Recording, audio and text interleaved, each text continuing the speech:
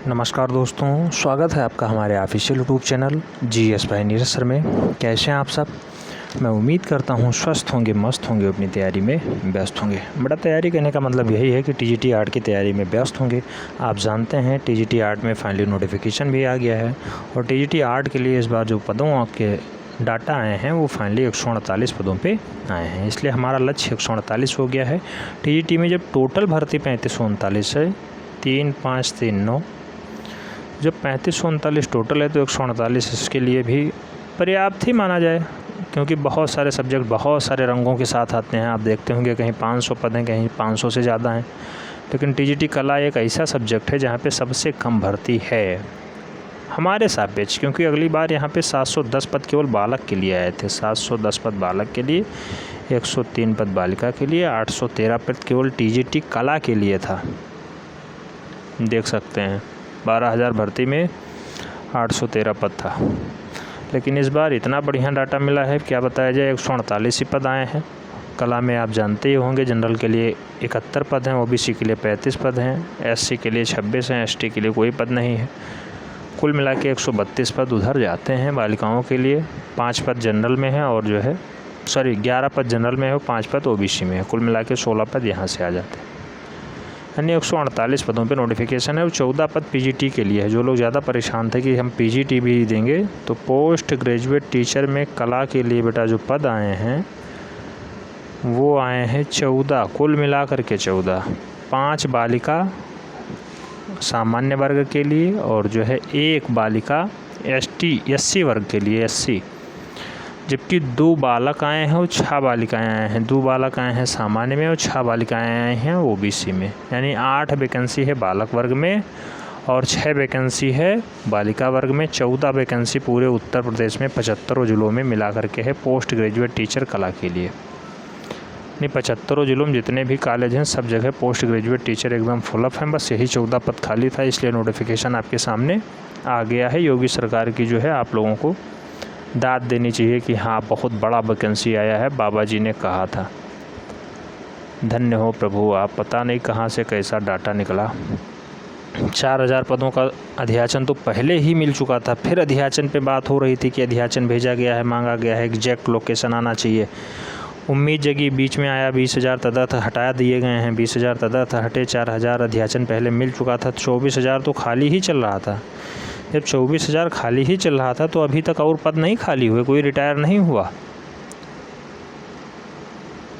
27,000 पद कोई बहुत बड़ी डिमांड नहीं थी। 27,000 पद आपने कहा था बाबा जी हम पेपर कटिंग रखे हैं, आज उस पर वीडियो शूट करेंगे, दिखाएंगे आपको कि कैसे उन्होंने कहा था, बाकायदा न्यूज़पेपर एजेंसियों ने छापा था।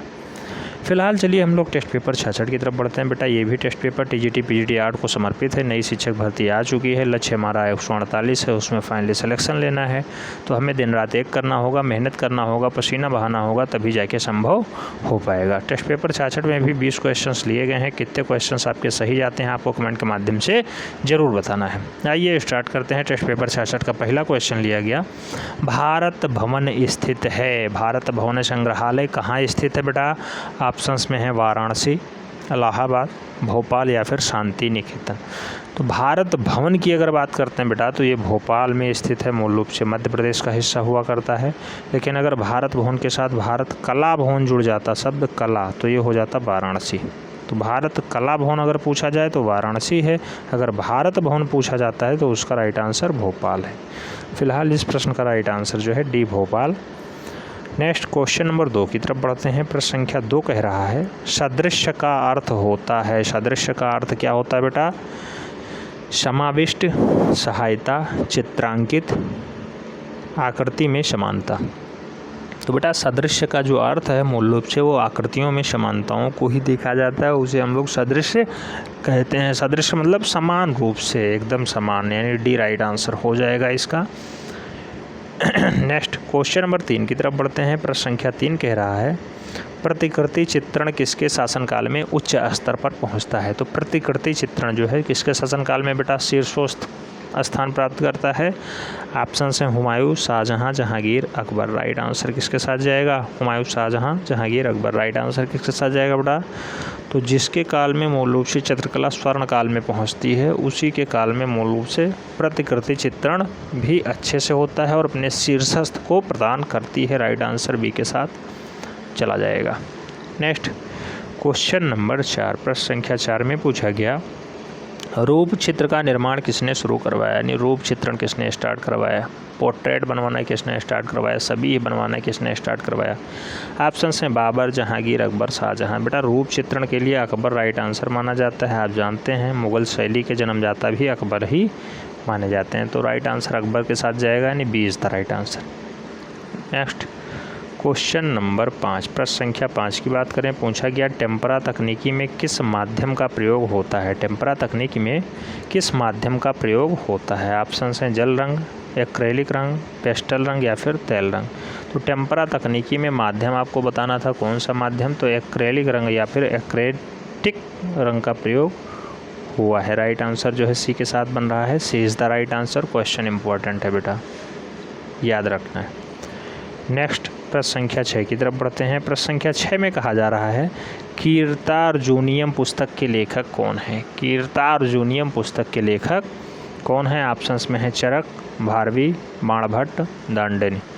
तो बेटा कीर्तार्जुनीयम को लिखने का जो श्रेय प्राप्त है वो भारवी साहब को प्राप्त है। राइट आंसर जो है भारवी के साथ जाएगा, राइट आंसर सी हो जाएगा, सी इज़ द राइट आंसर। पुस्तक और लेखक से क्वेश्चंस खूब अच्छे से पूछे जाते हैं बेटा, तो उसे आपको हर हाल में याद रखना है। प्रश्न संख्या 7 की तरफ बढ़ते हैं। प्रश्न संख्या 7 कह रहा है विक्टोरिया फॉल्स कहाँ स्थित है? विक्टोरिया फॉल्स कहाँ स्थित है? 7वें का राइट आंसर आपको बताना है। ऑप्शंस में है भारत, पेरिस, अफ्रीका, चीन। राइट आंसर किसके साथ जाएगा? तो विक्टोरिया फॉल्स की अगर बात करें तो फा से फॉल्स, फा से अफ्रीका, तो अफ्रीका राइट आंसर बनेगा इसका, अफ्रीका। विक्टोरिया फॉल्स अफ्रीका में स्थित है, B is the right answer. Next question number 8 की बात करते हैं। प्रश्न संख्या 8 में पूछा गया मुराद और गोवर्धन किसके शासनकाल के अच्छे चितहरे हैं? मुराद और गोवर्धन किसके शासनकाल के अच्छे चितहरे माने जाते हैं, बढ़िया लेखक माने जाते हैं? ऑप्शंस में है शाहजहां, बाबर, अकबर, हुमायूं। शाहजहां, बाबर, अकबर, हुमायूं। राइट आंसर किसके साथ जाएगा बेटा? तो ये शाहजहां के साथ जाएगा, Shahjahan is the right answer. Murad, Govardhan ये सब अच्छे चितहरे माने जाते हैं शाहजहां के शासनकाल के। राइट आंसर फर्स्ट हो जा रहा है। नेक्स्ट प्रश्न संख्या 9 की बात करते हैं। प्रश्न संख्या 9 की अगर बात करें, पूछा गया A4 कागज़ का वास्तविक माप क्या है? A4 कागज़ का वास्तविक माप क्या है? ऑप्शंस में है 210 × 297 मिमी, 210 × 287 मिमी, 297 × 420 मिमी या फिर 228 × 287 मिमी। राइट आंसर किसके साथ जाएगा बेटा? तो A4 कागज़ का वास्तविक माप अगर हम लोग बात करें तो ये 210 × 297 मिमी राइट आंसर बनेगा, यानी A is the right answer. Next प्रश्न संख्या 10 की तरफ बढ़ते हैं। 10 में कहा गया बेटा सुप्रसिद्ध जर्मन विद्वान प्रोफेसर विल्हम ओस्टवाल्ड ने कितने रंगों का चक्रण को प्रस्तुत किया है? तो कितने रंगों के चक्र को प्रस्तुत करने का बात किया है ओस्टवाल्ड ने?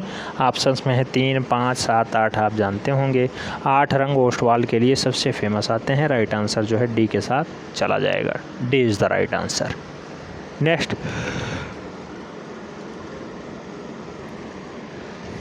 प्रश्न संख्या 11 की बात करते हैं बेटा। पूछा गया रामचंद्र शुक्ल किस वाद के प्रतिपादक माने जाते हैं? रामचंद्र शुक्ल ने किस वाद को जो है प्रतिपादित किया है? ऑप्शन हैं अभिव्यंजनावाद, नवतांत्रिकवाद, घनवाद, समीक्षावाद। राइट आंसर किसके साथ जाएगा? तो रामचंद्र शुक्ल समीक्षावाद के संस्थापक माने जाते हैं। राइट आंसर सी के साथ जा रहा है, Samikshavad is the right answer. Next question number 12, प्रश्न संख्या 12 कह रहा है मुंबई लोकल ट्रेन का चित्रण किसने किया है? मुंबई लोकल ट्रेन को किसने चित्रित किया बेटा? ऑप्शंस में है Akbar Padamsee, Sudhir Patwardhan, Ramkumar, Ganesh Pyne. Right answer किसके साथ जाएगा? तो मुंबई लोकल ट्रेन को चित्रित करने का काम किसका रहा है बेटा? सुधीर पटवर्धन का रहा है, Sudhir Patwardhan. Right answer C के साथ जाएंगे, Sudhir Patwardhan, C is the right answer. Next question number 13, प्रश्न संख्या 13 कह रहा है गीता कपूर कौन है? गीता कपूर कौन है? ऑप्शंस में है चित्रकार, मूर्तिकार, प्रिंट मेकर या फिर इतिहासकार और कला समीक्षक। तो गीता कपूर की अगर हम लोग बात करें बेटा तो वो इतिहासकार और कला समीक्षक के रूप में जो है ख्याति प्राप्त है। राइट आंसर डी के साथ जा रहा है, इतिहासकार और कला समीक्षक, D is the right answer. Next question number 14, प्रश्न संख्या 14 कह रहा है जाय ऑफ लाइफ नामक पुस्तक या फिर पेंटिंग किसकी है? तो जाय ऑफ लाइफ पेंटिंग किसकी है बेटा? ऑप्शंस में दिए हैं Peter Pollock, Jackson Pollock, Henry मूर या फिर हेनरी माथिस। तो जाय ऑफ लाइफ को जो है चित्रित करने का काम हेनरी माथिस का रहा है, इसलिए इसका राइट आंसर क्या होगा? C, Henri Matisse is the right answer, यानी C is the right answer.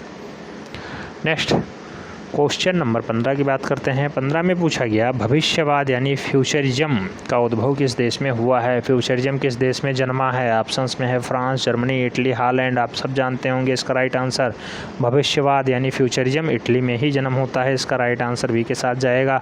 Italy is the right answer, futurism Italy. Next प्रश्न संख्या 16 की बात करते हैं। 16 में कहा जा रहा है पत्थर तोड़ने वाले की कृति के कलाकार कौन है या रचनाकार कौन है? इसको किसने चित्रित किया है? ऑप्शंस हैं कोर्बे, दामिए, सेंजा या फिर साल्वाडोर डाली। तो बेटा पत्थर तोड़ने वाली कृति को कोर्बे साहब ने बनाया है, राइट आंसर फर्स्ट के साथ जाएगा, Courbet is the right answer. Next प्रश्न संख्या 17 बेटा टेस्ट पेपर 66 का प्रश्न संख्या 17 कह रहा है जॉन कांस्टेबल संबंधित हैं। तो रोको painting, Borok painting, high Renaissance painting या फिर English romantic painting, right answer किसके साथ जाएगा? तो जॉन कांस्टेबल का संबंध किससे बेटा? जॉन कांस्टेबल का संबंध है इंग्लिश रोमांटिक पेंटिंग से, राइट आंसर डी के साथ चला जाएगा, D is the right answer, English romantic painting. Next प्रश्न संख्या 18 की बात करते हैं। प्रश्न संख्या 18 में कह रहा है प्रसिद्ध चित्र नीली रात के चित्रकार कौन है? यानी नीली रात को चित्रित करने का काम किस चितेरे का रहा है? ऑप्शंस में है राजकुमार, रजा, पिकासो या MF हुसैन यानी मकबूल फ़िदा हुसैन। तो नीली रात को बेटा मकबूल फ़िदा हुसैन ने ही चित्रित करने का काम किया है, प्रसिद्धि प्राप्त हुए हैं इससे इन्होंने, D is the right answer बन रहा है, Maqbool Fida Husain is the right answer.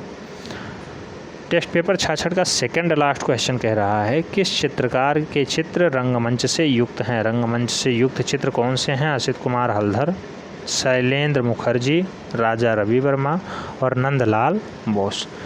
तो कौन सा चित्रकार है जिसके चित्र रंगमंच से अच्छे से दर्शाए गए हैं? तो वो चित्रकार हैं राजा रवि वर्मा। इन पे फिल्म भी बन चुकी है, रंगरसिया फिल्म, याद रखना है बेटा, C is the right answer. Test paper 66 का लास्ट क्वेश्चन कह रहा है सबसे पुरानी ज्ञात कलाकृति कौन सी है? सबसे पुरानी ज्ञात कलाकृति कौन सी है? भीमबेटका पेट्रोग्लिफ्स, बादामी गुफाएं, अजंता गुफाएं या फिर एडक्कल गुफाएं। तो बेटा सबसे पुरानी ज्ञात कलाकृति कौन सी मानी जाती है? भीमबेटका की गुफाओं को माना जाता है, यानी भीमबेटका पेट्रोग्लिफ्स इसके राइट आंसर्स बनेंगे, यानी first is the right answer हो रहा है। तो कुल मिला के टेस्ट पेपर 66 में आपके कितने क्वेश्चन सही गए आपको कमेंट बॉक्स में ज़रूर छापना है। उम्मीद करता हूँ सब कुछ समझ में आया होगा, इससे आपको कुछ सीखने को मिला होगा। अगर सीखने को मिला है बेटा तो लाइक कर देना और फ्रेंड्स के भी जरूर शेयर करना, जिससे अधिक लोग लाभान्वित हो पाएँ। मिलते हैं नेक्स्ट राउंड में, तब तक के लिए जय हिंद।